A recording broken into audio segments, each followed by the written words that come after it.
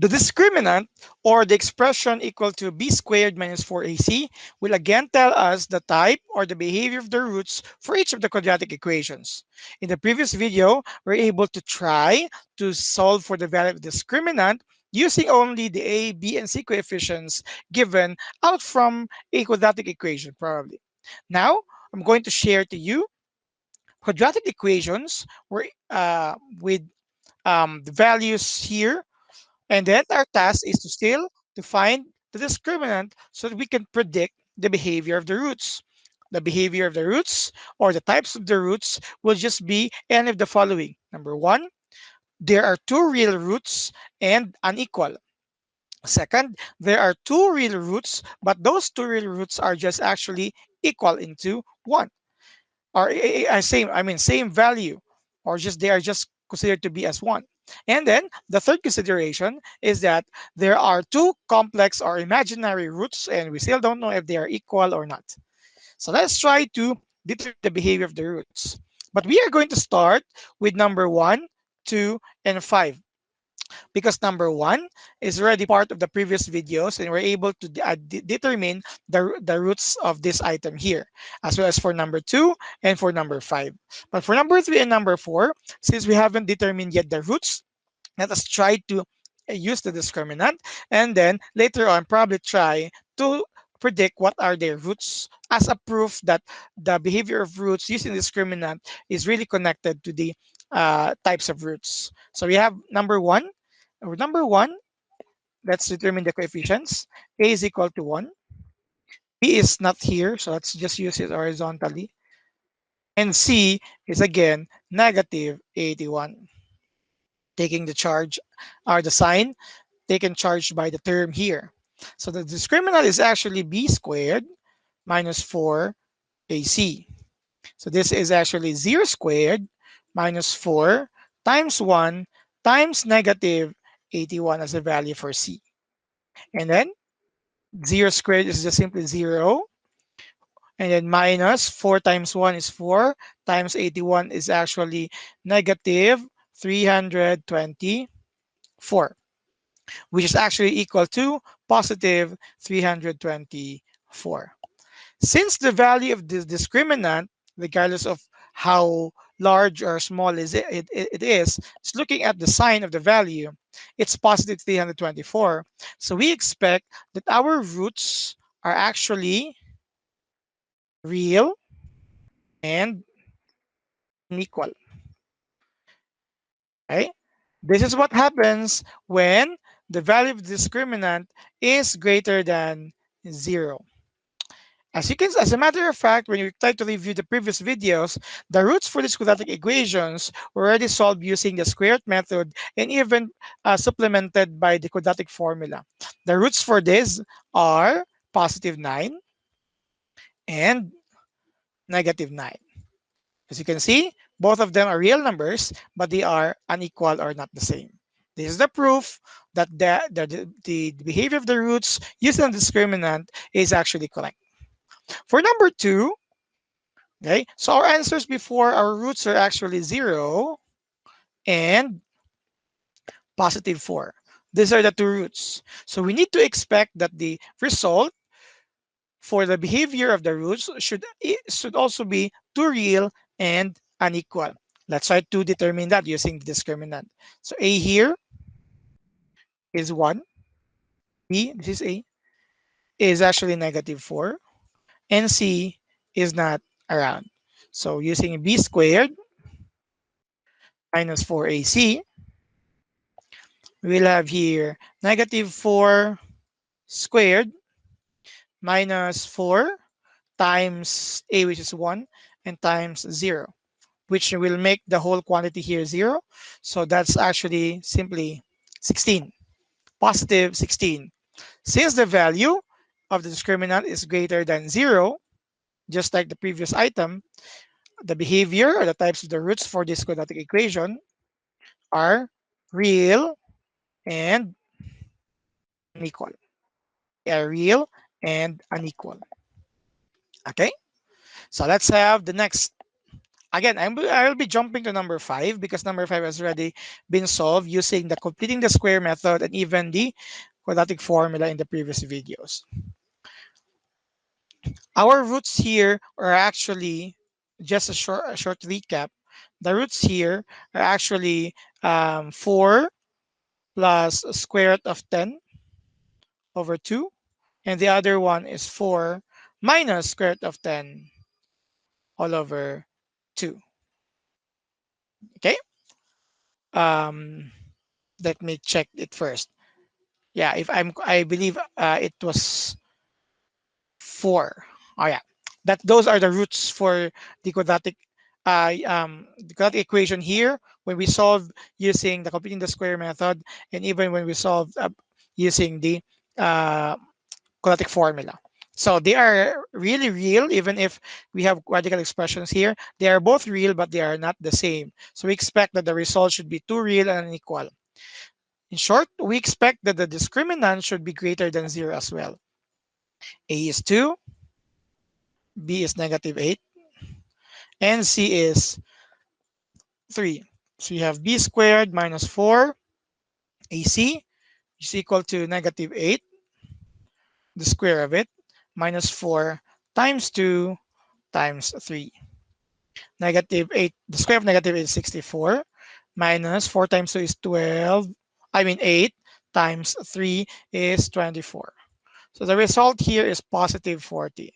Again, the discriminant is greater than 0 because it's 40. So same thing, the results or the behavior of the roots or the types of roots are both real but unequal, similar to number 1 and number 2. Again, as you can see, proven already using the roots. So let's talk about number 3 and number 4. Since item number 3 and item number 4 were not yet given in the previous videos, let us try to determine first the discriminant and then later on check it using a determination of the roots. So let's have discriminant first. So A here is 1, B is 4, sorry, and C is also 4. So using the discriminant for B squared minus 4AC, for AC, this is actually 4 squared minus 4 uh, B squared, yes, times 1 times 4. So 4 squared is 16. 4 times 1 times 4 is also 16. The result here is 0. The discriminant now tells us that it is actually equal to 0. Per understanding on the value of discriminant, the roots should be two real but equal. They should be equal. Okay, so the answer for this should be, let me use another color just to differentiate. We have 2, that's 2, real, and equal. Okay, because the discriminant is equal to 0. So let's try to show what the roots are so that we could actually be convincing everyone that they are actually real and equal. Now, this given expression can be factored. It can be factored as x plus 2 and x plus 2. Right? This is actually a perfect square trinomial. X times x is x squared. 2 times x is 2x. X times 2 is another 2x. So we have 2x plus 2x, 4x. 2 times 2 is equal to 4. That's why we could factor this out. So I'm using here factoring, but you could also use square roots because you could express this as x plus 2 squared equal to 0, or you could even use the uh, quadratic formula. But I'm just going to use this one. So the zero factor property allows us to say that it should be any or both of these two factors should be equal to 0. So x here is negative 2. X here is also negative 2. Take a look at the roots. They are both real numbers, but they are of the same value, negative 2. This means that using the discriminant and saying that the roots are real and equal is correct. This is what happens if the discriminant is equal to 0. But as for the last, let's try. Let's solve first using the discriminant. A is 1, B is 4, and C is 5. So B squared minus, that's B squared rather, B squared minus 4AC, which is 4 squared minus 4 times 1 times 5. 4 squared is 16. 4 times 1 times 5 is 20. The result here is negative 4. The value of discriminant now is actually less than 0. And by prediction, we could actually say that the roots now are 2 imaginary, imaginary roots.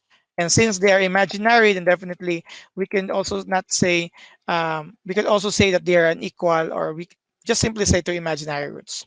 Let's try to prove that if they are actually imaginary. I'm going to use the quadratic formula. Negative b is negative 4 plus minus. We already have the value for discriminant here, negative 4 all over 2 times 1. So we have here negative 4 plus minus square root of 4 times negative 1. So that 4 could be moved out. So we have here negative 4 plus minus 2 square root of 1 is actually I all over 2. For those of you who are not yet familiar with I is actually the square root of a negative 1. This is actually the sign that the roots here are imaginary. From the name, from the letter itself, I, which stands for imaginary. So this is the further proof that for number 4, since discriminant is less than 0, the roots are actually imaginary. Okay, so this is actually the purpose for the discriminant is simply on determining of roots or types of roots. This could also be your help in solving roots of quadratic equations. So for example, you are given with a quadratic equation and you are asked about what the roots are, and then just by looking at the discriminant, then you could just actually say, okay, I am sure that we have two real and unequal roots. So when I solve this one, I should come up with two real and unequal roots. But if the discriminant is equal to 0, then if it's okay with us, okay, it's okay with me, I only have one root because the two roots here are the same. Or even if you will get discriminant less than 0 and thinking already that okay, the roots are actually imaginary and therefore I cannot show a representation with it aside from giving a square root of a negative number or simply the symbol of an I. Okay? So this is actually um, the purpose of the discriminant to help us again. What do you call that? To help us in solving the roots of quadratic equations. So for the next video, we are going to talk about real world problems that will actually cover quadratic equations. So see you. Hopefully you have been preparing, continue and practicing. Goodbye.